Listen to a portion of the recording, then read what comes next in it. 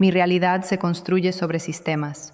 Soy Elara Vance, 33 años, especialista en logística de datos para una empresa de software médico. Habito una densa cuadrícula metropolitana, me adhiero a un calendario preciso y cultivo el silencio por encima de la entropía. Mis días se estructuran entre la precisión algorítmica, el esfuerzo rítmico del acondicionamiento físico y tardes de restauración tranquila. No funciono por impulso y la incertidumbre me produce escalofríos. Hasta hace poco, mi pareja era Julian Reed. Tiene 30 años. Durante casi 3 años fuimos una unidad y durante los últimos 14 meses compartimos un piso de doble ocupación en el centro. Ambos nombres figuraban en la documentación, pero yo protegía el núcleo del hogar, alquiler y suministros principales, aportando la mayor parte porque mis algoritmos pagaban mejor que los suyos. Habíamos trazado esta dinámica pronto, y era un terreno aceptado mutuamente. Julian tiene una hermana menor, Sienna, 26 años, profesionalmente estancada, a la deriva en una corriente de eternas medias tintas y perpetuamente a un solo suspiro del colapso financiero. Ya había utilizado nuestra segunda habitación como santuario temporal anteriormente. Temporal, en el léxico de Sienna, se traducía como hasta que la presión externa obligara al traslado. Hace aproximadamente 3 semanas, Julian regresó al piso. No estaba solo animado, vibraba con una intensidad antinatural. Se quitó el abrigo, apartó sus zapatos de un empujón y anunció que tenía noticias monumentales. La cadencia específica de esa frase provocó una opresión inmediata e instintiva en mi pecho. Declaró que su hermana se mudaba con nosotros. Esto no era un breve respiro ni un parche hasta que consolidara un plan. Permanentemente. Lo soltó con naturalidad, con la gravedad emocional de quien comenta el tiempo. Luego añadió el corolario logístico. Puesto que yo ya estaba reforzando los cimientos de la estructura, cubriendo el grueso de los gastos, era lógicamente sensato que yo absorbiera también los costes operativos. Sustento, suministros, conectividad. Afirmó que Sienna era de su sangre, que estaba en crisis y que yo debería sentirme realizada al proporcionar la solución. No reaccioné, analicé. Pregunté en qué momento se había puesto sobre la mesa para debate esta modificación crítica del sistema. Me miró, con los ojos vacíos, y respondió que el debate era totalmente redundante. Ese fue el momento en que el suelo bajo mis pies se disolvió. Cada rutina tranquila, cada latido constante sobre el que había estructurado mi vida, estaba siendo tomado como rehén por una decisión unilateral. La comprensión no fue una explosión, fue una cristalización de la realidad profunda y gélida. Antes de que se rompa el silencio, pulsa suscribirse para unirte a nosotros y proteger la vida que construiste. Le informé, con una claridad letal, de que no me sentía cómoda con esa reestructuración. Declaré que requeríamos una conferencia imperativa sobre límites espaciales, distribución financiera y plazos definidos. Fue entonces cuando cayó la fachada. Su tono no solo cambió, se afiló como un arma. Dijo que si la nueva configuración me desagradaba, era libre de marcharme. No era un debate, no hubo negociación. Fue un desafío claro y sin parpadear. Le estudié, calculando el farol. No estaba de farol. Esperaba plenamente que yo me doblegara. Le miré a los ojos y pronuncié una sola palabra: entendido. De hecho, sonrió con suficiencia, irradiando el calor superficial de la victoria. No tenía ni idea de que su realidad entera acababa de colapsar. Terminé la interacción ahí, sin discusiones, sin súplicas desesperadas, sin análisis racionales lanzados contra un muro de ladrillos.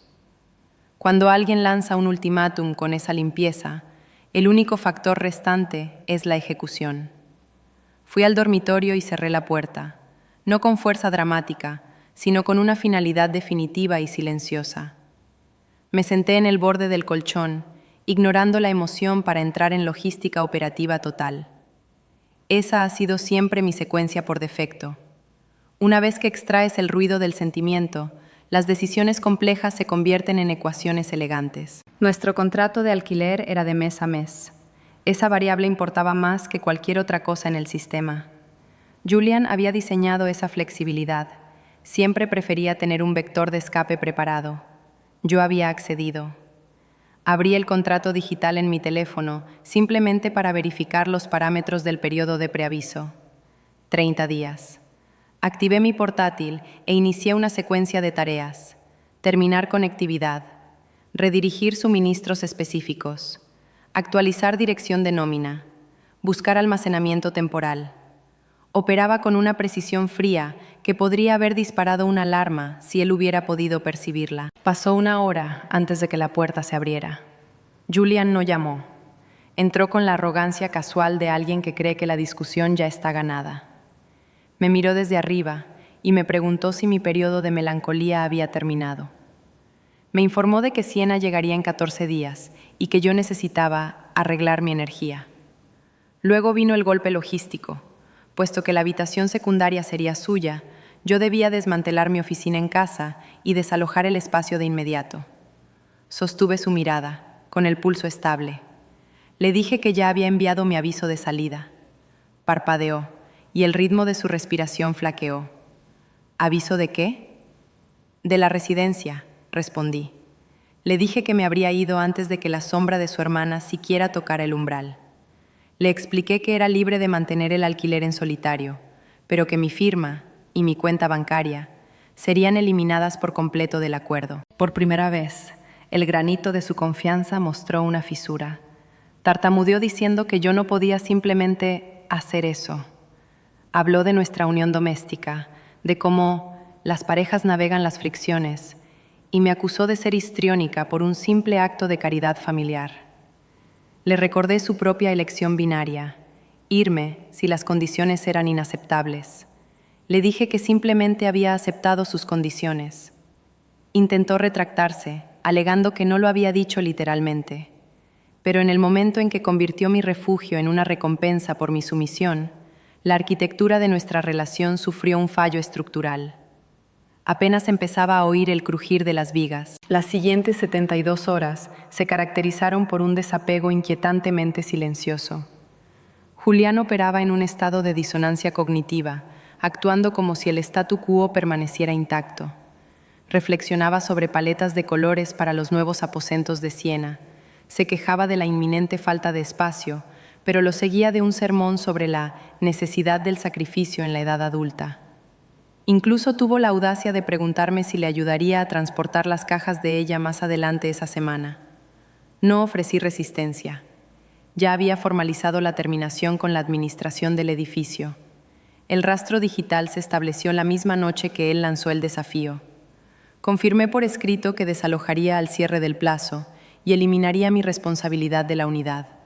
Sin advertencias, sin súplicas emocionales, solo una extracción limpia y quirúrgica. Cuando la verificación llegó a mi bandeja de entrada, creé un espejo en una nube privada y lo oculté. Él notó el cartón primero. Comencé el desmontaje con intención matemática. El armario primero, luego mi estación de trabajo, después los utensilios culinarios de alta gama que yo misma había financiado. No toqué nada que fuera común, a menos que poseyera un recibo. Catalogué cada caja, apilándolas como un muro defensivo en la esquina del dormitorio. Me observaba, con expresión vacía, como si fuera testigo de una imposibilidad.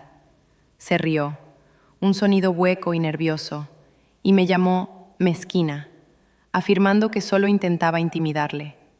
Insistió en que necesitaba tiempo para enfriarme y que eventualmente volvería a mi estado habitual. Luego recurrió a la culpa. Siena estaba en la indigencia y abandonarlos por mero dinero era una traición despiadada. Ese enfoque era una manipulación deliberada de la narrativa. Le dije que esto no era una auditoría de fondos, era una auditoría de consentimiento. Le dije que me negaba a ocupar un espacio donde mi presencia fuera un privilegio otorgado a cambio de obediencia. Rodó los ojos, suspirando como si yo estuviera complicando demasiado una ecuación simple. Me dijo que simplemente pasara por el aro, como una pareja que apoya. Esa tarde, le envió a Siena nuestras coordenadas y le dijo que empezara a traer sus pertenencias antes de tiempo. Realmente creía que yo estaba jugando a ver quién se acobardaba primero. Así que finalicé la logística. Aseguré el equipo de transporte pagué el depósito y fijé la fecha. Luego, guardé silencio. El día que la primera alerta de transición de suministros llegó a su teléfono, fue el día en que la presión atmosférica finalmente comenzó a bajar. El pánico no llegó con un grito, se filtró por los conductos de ventilación. La compostura de Julian comenzó a deshilacharse en pequeños y dentados incrementos. Se acercó a mí con una naturalidad forzada, preguntando si realmente iba a llevar hasta el final la extracción legal de nuestro alquiler. Confirmé que sí. Preguntó si realmente había finalizado las cosas con la oficina de administración. Le dije que el papeleo ya estaba archivado. Luego vino la pregunta que había estado evitando, la fecha exacta de mi partida. Buscaba una ventana de retirada, un momento en el que todavía pudiera atraerme de nuevo. Le di la fecha límite inamovible. Su máscara se hizo añicos.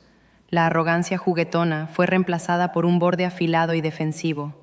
Me acusó de una emboscada calculada.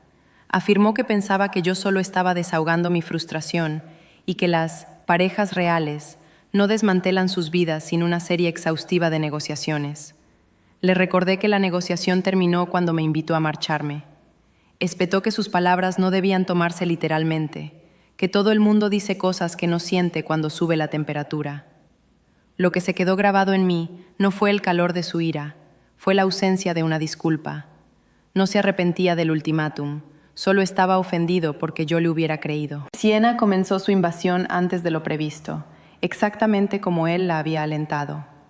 Cajas de cartón desbordadas aparecieron en el vestíbulo. Un colchón manchado se apoyaba contra la pared del pasillo como una lápida de nuestra vida compartida. Apenas me reconoció, ofreciendo solo un asentimiento vacío, como si ella ya fuera la inquilina principal. Me retiré de los espacios comunes por completo. Julian notó el cambio y lo calificó de frío. Me acusó de fabricar una situación incómoda, de castigarle por su amabilidad hacia su hermana. Corregí la terminología. Me estoy desvinculando, Julian, no castigando. La noche que Siena pasó su primera noche oficial en el segundo dormitorio, Julian pivotó hacia una nueva estrategia, la súplica financiera. Admitió que el alquiler sería extenuante sin mi contribución principal. Mencionó que, aunque Siena estaba buscando empleo, el plazo era difuso. Sugirió que reexamináramos la distribución de los gastos. Por primera vez, estaba pidiendo en lugar de ordenando. Le dije que mi capital ya no era una variable en su ecuación. Me miró como si estuviera recitando poesía en una lengua muerta. Preguntó si realmente pretendía abandonarle para resolver esto solo. Le recordé que él había diseñado este escenario sin mi intervención. Por lo tanto, la resolución era su carga. Esa fue la noche en que lloró por primera vez. No por dolor por la mujer que estaba perdiendo, sino porque las matemáticas de su nueva realidad finalmente empezaban a cuadrar. Las lágrimas fueron una estación breve. Al amanecer, había vuelto al resentimiento. Era su defensa por defecto siempre que la vulnerabilidad no lograba asegurar una concesión. Me dijo que estaba descartando a una persona por un libro de contabilidad. Me llamó desalmada por dejar a su hermana en una posición precaria. No ofrecí réplica. Estaba ocupada asegurando lo último de mi perímetro, mi biblioteca, el resto del armario, la cubertería de nivel profesional que yo había traído al hogar. Dejé cualquier cosa que oliera a nuestro. No me interesaba una guerra de inventario, quería una salida estéril. Me seguía mientras empacaba, y su comentario se convirtió en una percusión afilada y rítmica. Dijo que Siena estaba perturbada por la tensión. Calificó de injusto que ella tuviera que presenciar este trastorno. Habló de la inestabilidad del hogar, usando todavía el posesivo colectivo como si yo fuera un fantasma en mi propio salón. Señalé que el hogar se había redefinido en el momento en que él emitió un decreto unilateral sobre la residencia y la financiación. Le dije que simplemente estaba siguiendo sus instrucciones al pie de la letra. Gruñó que estaba usando sus palabras como armas. Le hice una última pregunta aclaratoria. Si me hubiera rendido y pagado por todo, ¿lo llamarías usar armas o llegar a un compromiso? No tuvo respuesta. Esa tarde, el administrador llamó para verificar la inspección final. Julián lo oyó. El silencio que siguió fue diferente. Era el silencio de un hombre que finalmente se daba cuenta de que el suelo había desaparecido. El martes por la mañana llegó con el rugido pesado de un motor diésel al ralentí junto a la acera. Julián seguía aferrado a la ilusión de que esto era una actuación elaborada, un farol diseñado para extraer una concesión. No creyó en la física de mi partida hasta que los transportistas profesionales cruzaron el umbral y comenzaron el desmantelamiento sistemático del salón. Cuando la primera caja fue subida a una carretilla, su frecuencia entera cambió. La bravuconería se evaporó, reemplazada por una urgencia frenética y susurrada. Me llevó al dormitorio, cerrando la puerta contra el sonido de las pistolas de cinta y el desplazamiento de pesos. Su voz era un susurro forzado, denso por una repentina y desesperada sensatez. Afirmó que la situación se había descontrolado. Confesó que nunca imaginó realmente que yo cruzaría la línea de meta de mi amenaza. Dijo que creía que mi afecto por él era una constante que acabaría absorbiendo cualquier variable que él introdujera. Le miré de verdad, y le dije que afecto no es un sinónimo de rendición. Le dije que no habito espacios donde mi santuario se utiliza como moneda de cambio para mi sumisión. Me dijo que estaba cometiendo un error catastrófico. Me sermoneó sobre la santidad del sacrificio dentro de una relación, afirmando que él nunca me habría abandonado en una tormenta similar. Era una mentira transparente, un sentimiento hueco diseñado para culpar a la persona que ya estaba a medio camino de la puerta. Luego, el giro final, el regateo. Susurró que Siena podría reubicarse más tarde. Quizás podría quedarse con algún amigo lejano. Quizás podríamos pausar el reloj e iniciar un reinicio completo. Le pregunté por qué estas variables solo entraban en la ecuación una vez que los muebles estaban en el camión. No tuvo respuesta, solo una mirada vacía e inquietante. Regresé a la zona común. Siena estaba anclada al sofá, con los ojos pegados a una pantalla brillante, mientras los transportistas navegaban por el estrecho pasillo a su alrededor. No se ofreció a ayudar. No movió las piernas para dejar pasar una caja pesada, ni siquiera levantó la vista. Esa imagen única y estática era el futuro entero de ese piso, un cuadro de derecho adquirido y peso estancado. Confirmó cada cálculo que yo había hecho. Mientras se despejaba el inventario final, Julián me siguió hasta la acera. Preguntó, con una nota genuina de desconcierto, a dónde iba. Preguntó si realmente estaba liquidando 3 años de historia por un solo desacuerdo. Le dije que no me estaba alejando de una relación. Estaba siguiendo sus instrucciones explícitas. En el momento en que arranqué el motor, mi teléfono vibró con una notificación. Un mensaje de texto de su parte. Sinceramente, no pensé que lo harías de verdad. Esa frase fue la clave de todo el colapso. No creía que mis límites fueran estructurales, pensaba que eran decorativos, pensaba que el no era solo la oferta inicial en una negociación. Para cuando pasé el primer cruce, la comprensión de su nueva realidad, sin amortiguadores, se había asentado por completo. La primera noche en mi nuevo espacio tuvo como banda sonora la vibración persistente de mi teléfono. El bombardeo digital comenzó con una frecuencia familiar, indignación de tierra quemada. Los mensajes de Julián eran ensayos largos y divagantes sobre la deslealtad, la humillación pública y cómo las parejas de verdad no disuelven sus cimientos cuando el tiempo empeora. Me acusó de sabotaje, alegando que yo había desmantelado estratégicamente su vida para hacerle parecer incompetente ante su hermana. Luego, la modulación cambió. La ira se convirtió en terror pragmático. Empezó a hacer las preguntas logísticas que debería haber hecho hace un mes. ¿Se había completado la transferencia de suministros? ¿Era el alquiler realmente su única carga ahora? ¿Había una opción de marcha atrás para la terminación del contrato o la tinta ya estaba seca? Incluso tuvo la audacia de sugerir que yo cubriera el hueco un mes más, solo hasta que Siena encontrara su sitio. Era el sonido de un hombre ahogándose en una piscina que él mismo había llenado. Respondí exactamente una vez. Le informé de que mi responsabilidad legal y financiera desapareció en el momento en que crucé el umbral, y que cualquier otra consulta debía dirigirse al administrador de la propiedad. Luego, puse sus notificaciones en silencio. Por la mañana, las llamadas perdidas se apilaban como leña. Siena, como era de esperar, seguía siendo un objeto estacionario. Julian me escribió para decir que ella estaba frágil, que la hostilidad de la mudanza la había paralizado y que la presión era insoportable. Habló de estar abrumado, de necesitar un colchón. Noté la ausencia flagrante de una sola palabra: perdón. Nunca abordó el ultimátum ni una sola vez. Nunca admitió que había apostado mi estabilidad y perdido.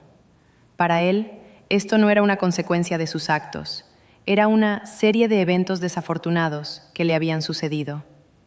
48 horas después, apareció en mi nueva puerta. No quité el cerrojo. Le escuché a través de la madera pesada mientras se desplomaba contra el marco, con la voz quebrada al admitir que no había calculado las variables. Dijo que el piso parecía una tumba. Dijo que Siena no estaba aportando ni un céntimo y que no sabía cómo gestionar los gastos fijos solo. Le dije que sentía que estuviera pasando por dificultades, pero que la salida era permanente. Le dije que no podía habitar una vida donde mi seguridad se utilizara como palanca. Preguntó si este era el punto final de la frase. Dije que sí. El sonido de él deslizándose por la pared del pasillo me acompañó hasta mi salón silencioso. Era un sonido pesado, pero no cambió nada. El pánico no es un sustituto de la responsabilidad. El colapso fue total y rápido. En una semana, los mensajes se volvieron menos emocionales y más desesperados. Capturas de pantalla de avisos de impago y saldos de suministros. Me dijo que el piso que una vez amó por su flexibilidad, ahora parecía una jaula. Describió a Siena durmiendo durante el día y merodeando por el salón por la noche, un elemento permanente en un sofá que él ya no podía costear. De hecho, preguntó si yo volvería solo para motivarla, como si yo fuera una consultora para el desastre que él mismo había invitado a entrar.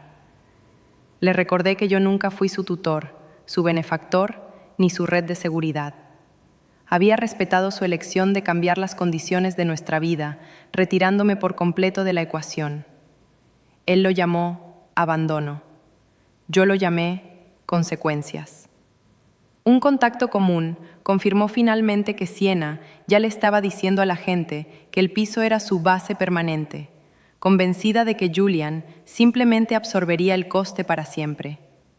Pensé en su sonrisa de suficiencia cuando dije, entendido. Había confundido mi falta de fricción con falta de carácter. La última llamada del administrador de la propiedad fue breve. El papeleo estaba cerrado. Mi nombre fue borrado del historial de esa unidad. Archivé el correo de confirmación y sentí romperse el último vínculo. El último mensaje de Julián fue un susurro en forma de texto. Dijo que ya no reconocía su vida. Dijo que todo estaba fuera de su control. Le dije que el control no se arrebata mediante ultimátums. Se construye a través del respeto de las personas que te ayudan a mantenerte en pie. Preguntó si el amor se había ido. Le dije que el amor no puede respirar en una habitación donde se ha asfixiado al respeto. Había apostado por la idea de que yo le necesitaba a él más de lo que necesitaba mi propia autonomía. Se equivocó, y para cuando las matemáticas lo demostraron, la estructura ya se había derrumbado.